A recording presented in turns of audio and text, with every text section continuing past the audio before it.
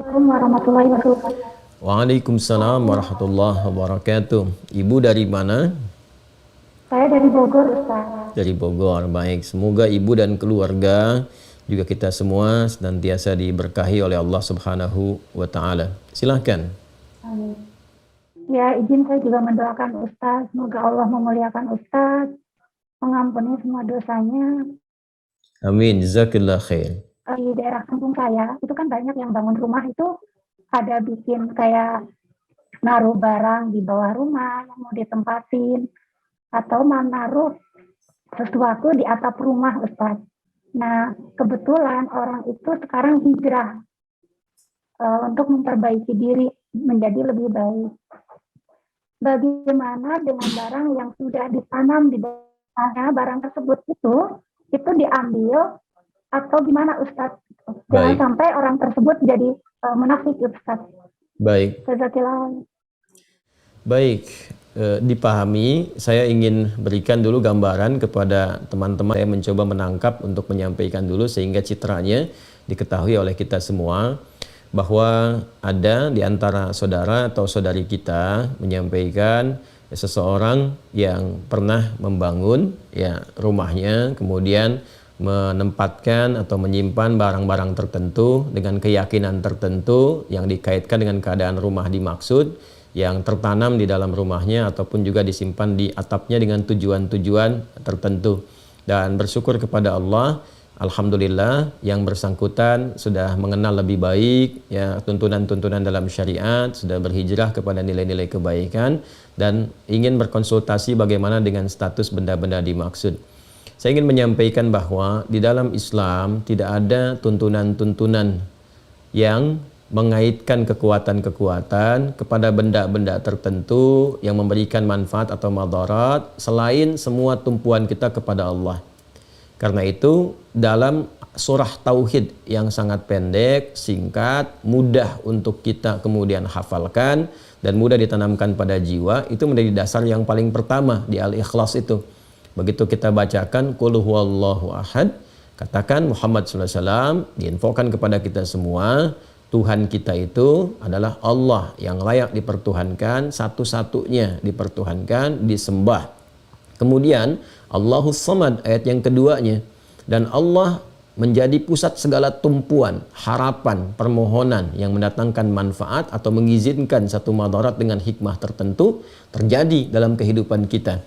Nah, karena itu setiap kita memohon, meminta, berharap sesuatu itu tidak diperkenankan kecuali hanya kepada Allah saja. Di dalam itulah kemudian Allah menyajikan berbagai hal, cara, bahkan secara detail disampaikan kepada kita. Dari perintah untuk berdoa, bagaimana kemudian menjanjikan menjawab. Ini di Al-Baqarah ayat 186. Wa idza sa'alaka 'ibadi 'anni fa inni qarib ujibu da'watad da'i idza da'an falyastajibu li wal yu'minu bi la'allahum yarshudun. Nah, jika hambaku mencari untuk mendekat kepadaku, ada permohonan tertentu, kata Allah Subhanahu wa taala, sampaikan Muhammad sallallahu alaihi wasallam, ya, aku begitu dekat, kalau hambaku berdoa pasti aku kabulkan, kalau ada permohonan pasti aku berikan jalan, kan? Dalam konteks apapun, dalam pekerjaan, ingin mendapatkan rezeki, dalam keadaan rumah ingin diberkahi, kan yang punya berkah itu Allah, kan? Yang memberikan ketenangan itu Allah, sakinah itu di rumah itu Allah yang berikan. Karena itu dibuka dengan kalimat ayat, wa min ayatihi, di antara tanda kebesaran Allah Subhanahu wa taala. Quran surah ke-30 ayat 21 itu. Jadi kalau di rumah ingin mendapatkan ketenangan, sakinah, tidak ada gangguan, gak ada macam-macam, kemudian mawaddah, rizkinya mengalir bagus, ya, bermanfaat rumahnya, rahmah, ada cinta kasih yang dalam di dalamnya untuk keluarga besar, itu yang punya siapa? Sakinah. Mawaddah siapa? Rahmah siapa? Allah, gak ada yang lain. Jadi kalau kita mau minta, mintanya ke Allah, dan jangan sampai meminta kepada Allah ya dengan cara-cara yang Allah tidak sukai, ya, dengan cara-cara yang tidak Allah ridhai. Karena itulah Allah berikan cara kepada kita. Ada yang bisa memanggil langsung, Allah turunkan misalnya nama-nama terbaik dikenal dengan Al-Asmaul Husna, Quran surah 17 ayat 110. Qulidullaha awid'ur rahman ayyama tad'u falahul asma'ul husna. Silahkan minta. Ya, ada yang minta dalam sholat, minta biasa berdoa. Kemudian kalau kita minta pun dengan menggunakan wasilah misalnya, boleh. Itu ada di Quran surah ke-5, ya, Al-Maidah ayat 35. Ya ayyuhalladzina amanu taqullaha wabtaghu ilaihil wasilah. Hai orang-orang beriman, tingkatkan takwamu kepada Allah dan cari wasilah, silahkan untuk mendekat kepada Allah, untuk memohon dan untuk mengabulkan apa yang kamu harapkan selama bermaslahat dan baik. Apa di antara wasilah-wasilah dimaksud? Bisa dengan amal-amal kita, lewat sholat, lewat sholawat pada Nabi sallallahu alaihi wasallam, atau kita mengundang orang soleh misalnya untuk mendoakan, boleh. Ya, alih-alih menanam sesuatu, datanglah kemudian kita ke orang soleh, kiai, ustadz tertentu, ya kan? Datang ke rumah, minta diberikan pencerahan, ya kan? Bagaimana mengisi rumah yang baru, baiknya seperti apa, ya, minta dibimbing, lalu berdoa di situ. Itu lebih bagus, bermohon kepada Allah dan keberkahan diturunkan. Adapun menyimpan hal-hal tertentu, baik yang ditanam, sifatnya di bawah rumah, disimpan di atas rumah atau di dalam rumah, benda-benda tertentu, itu termasuk hal yang sangat berbahaya bagi akidah, harus kita tepikan karena langsung bertentangan dengan dua hal sekaligus. Ya, yang pertama adalah sifat yang melekat ya pada zat Allah Subhanahu wa taala yang disebut As-Samad tadi. Ya, segala yang bertentangan dengan sifat-sifat kemuliaan, nah, itu sudah terkait dari aspek akidah. Nah, resikonya nanti terjebak kepada syirik. Ya, lawan dari akidah itu kan penyakit terbesarnya syirik. Ya, kalau sudah syirik itu paling berbahaya, nanti berdampak kepada amal. Akhirnya apa yang dikerjakan di rumah itu dari sholat, ya kan? Kemudian ada baca Quran misalnya atau yang lainnya, sepanjang ada syiriknya itu nggak akan banyak berpengaruh. Malah tertutup nanti ya dengan racun syirik itu. Seakan-akan tidak ada guna dari semua itu. Nah, karena itu alhamdulillah sekarang sudah menyadari bahwa itu keliru, tidak boleh dilakukan. Ingat ya, baik yang ditanam, disimpan di dalam rumah, di lemari kah atau macam-macam kah atau di atap rumah sekalipun, nah maka kalau kita sudah bertobat dan sebagainya, buang semua itu. Ya, buang. Kalau masih bisa kita temukan, ya buang, kemudian jauhkan dari kita, kan? Kalau ada yang ditanam, kalau mampu kita dapatkan, ya kita ambil, kemudian buang, hancurkan dan sebagainya. Tapi kalaupun tidak memungkinkan, ya misalnya ditanam nih udah sama pondasi, kalau kita mau buka, gali lagi, bongkar lagi rumahnya, memberikan madarat yang lebih besar misalnya kepada aspek-aspek tertentu yang menyulitkan, maka tidak perlu dilakukan. Yang penting kita hilangkan keyakinannya. Sudah, hilangkan, jauhi, kemudian bertobat dari itu semua, tidak perlu diakses-akses, ingat-ingat lagi, tepikan seluruhnya, kembalikan kepada Allah. Karena saat menyimpan-nyimpan seperti itu, jin nanti ikut ke situ. Jin, ya ada jin yang menyertai kehidupan kita di dalam rumah, namanya dasim. Dasim itu setan rumah. Ya, jin pengganggu dari kalangan setan, ya, setannya dari kalangan jin, sebutannya dasim. Nanti ada 9 jenis ya. Kemarin kan saya baru sebutkan setan yang menggoda wudu walhan. Setan menggoda orang sholat, itu kan khinzib. Nanti ada setan yang memang mengganggu di sekitaran rumah. Dia bisa menciptakan konflik antara suami istri. Itu di surah kedua Al-Baqarah, di ayat yang ke-102. Bainal mar'i wa zauji, antara suami dan istrinya. Ya, diberikan sifat-sifat buruk, dorongan macam-macam, kadang-kadang dikaitkan ke pekerjaan dan sebagainya.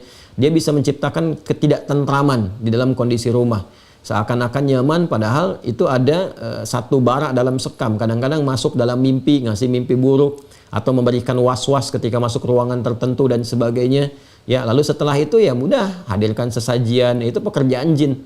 Ya, sesajian di dalam rumah atau di luar rumah atau dengan melakukan tindakan tertentu, itu kemusyrikan yang parah nantinya. Karena itu cara untuk mengatasinya, kalau masih bisa diakses, buang sekalian. Ya, kalau tidak bisa diakses atau diakses menyulitkan sekali, sudah cukup hilangkan keyakinannya, bertobat kepada Allah, hilangkan keyakinannya, tingkatkan ibadah kepada Allah Subhanahu wa taala. Nanti dengan sendirinya jinnya akan meninggalkan. Di Quran surah Al-Jin sendiri, surah Al-Jin di ayat yang ke-6 itu jelas Allah sampaikan, wa annahu kana rijalun minal insi ya'udzuuna birijalin minal jinni fazaduhum rahaqa. Dan sungguh ada sementara manusia itu berkongsi dengan jin, minta perlindungan, ya, kemudian minta sesuatu yang diduga mendatangkan manfaat, padahal itu sangat merugikan, kata Allah Subhanahu wa taala. Dimerugikan dunianya, merugikan akhiratnya. Merugikan dunianya hanya memberikan beban nanti, diminta ini, itu dan seterusnya. Kalau tidak ya menghadirkan resiko-resiko. Ya, kemudian di akhiratnya pun ya terjebak dalam suasana syirik yang tidak memungkinkan mendapatkan manfaat dari semua amal yang pernah dikerjakan. Alhamdulillah saya ikut berbahagia. Semoga dilindungi oleh Allah Subhanahu wa taala, istiqamah. Nanti kalau itu sudah ditinggalkan, yang penting dari keyakinan kita, bertobat kepada Allah, sesali itu semua, tinggalkan itu, ganti dengan ibadah, nanti pengaruhnya akan hilang. Ya, walaupun di awal-awal itu akan terasa. Ya, ada gejolak-gejolak seperti menahan kita. Tapi kalau kita terus yakinkan, baca ayat-ayat perlindungan. Ya, ayat-ayat perlindungan itu pertama ada yang wujudnya surah Al-Fatihah. Ya, ini untuk melatih kemantapan jiwa dari gangguan-gangguan waswas jin dan semisalnya. Itu ada beberapa ayat-ayat. Satu, surah Al-Fatihah yang 7 ayat ya, dari Bismillahirrahmanirrahim sampai waladhdallin. Kemudian Al-Baqarah ayat 255. Ya, ayat Al-Baqarah ayat 255. Kita kenal dengan ayat kursi. Ya.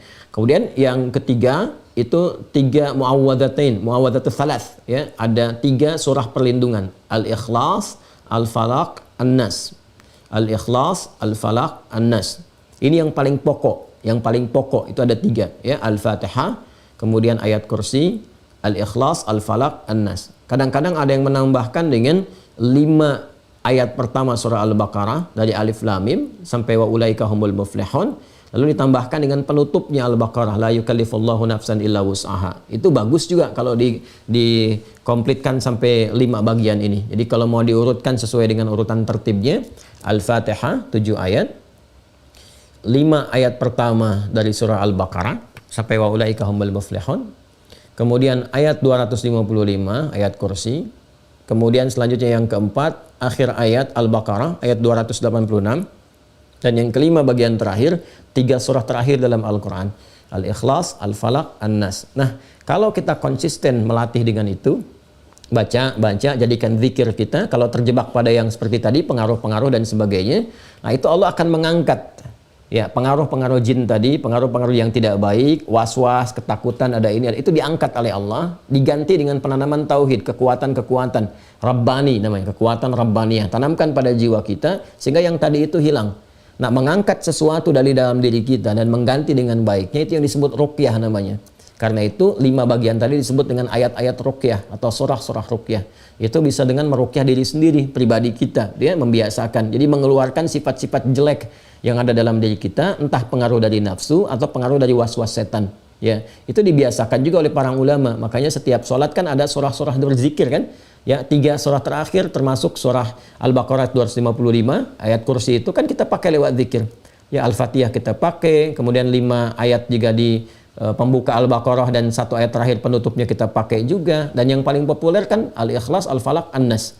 Ya, itu saya kira yang bisa dilakukan ya Bu. Kalau bisa diakses, ambil barangnya, buang, itu kan, hancurkan. Kalau nggak bisa sama sekali seperti ditanam, ya tidak harus melakukan tindakan yang beresiko lebih besar lagi, ya baik kepada finansialnya ataupun juga kesulitan untuk tinggal atau bahkan merombak, memberikan beban lebih. Cukup tinggalkan, sesali, gitu kan, dan jauhkan, lalu mulai meruqyah diri kita sehingga terbebas dari pengaruh-pengaruh benda yang dimaksudkan. Tapi kalau masih bisa diakses, misalnya ditanamnya di sampingnya, yang bisa digali dan sebagainya, buang, karena khawatir nanti ada perjanjian-perjanjian tertentu yang tidak diketahui mengikat pada barang itu, ya kan, yang bisa mempengaruhi kepada tubuh. Ya, tapi kalau sudah tidak sama sekali bisa ditemukan, 5 bagian tadi tolong dilakukan untuk bisa menghadirkan perlindungan dari Allah Subhanahu wa taala dan mematikan ya jaringan-jaringan keburukan tadi yang mungkin hadir di situ yang dimanfaatkan oleh jin tertentu, kalangan tertentu dari waswas syaitan. Saya kira seperti itu, Bu ya. Dan mudah-mudahan keluarga dijaga selalu, istiqamah dalam kebaikan, dan kita semua mudah-mudahan juga kembali kepada Allah dalam keadaan husnul khatimah insyaallah. Wallahu taala a'lam bissawab. Jazakillah khair.